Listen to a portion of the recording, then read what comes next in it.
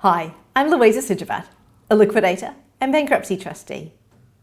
So today's question is, what's the impact on me personally as a director if I put my company into a small business restructuring? So the impacts of a small business restructuring are generally on the company and its creditors. There's usually not any direct impacts on the directors personally. However, there are a couple of relevant considerations or indirect impacts.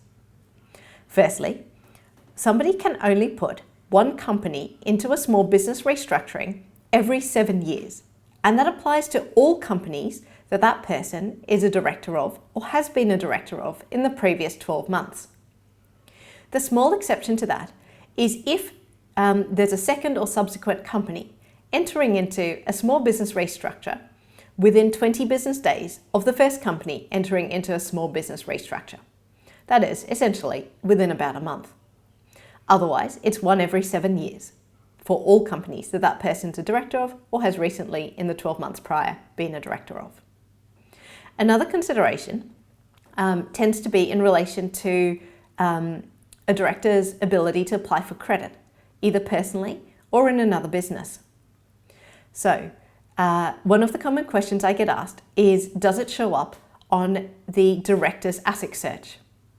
Now, it'll definitely show up on the company's ASIC search that it's been through a restructuring. And if an ASIC search was run on the director's name, yes, it would show that the director has been a director of a company that has been through a restructuring. Now, from what directors tell me, typically this doesn't seem to be a deal breaker for their application for finance. And they said typically the financier will ask the reason or reasons that that company had to go into a restructuring. And if they're satisfied with the reason, then the finance application seems to continue.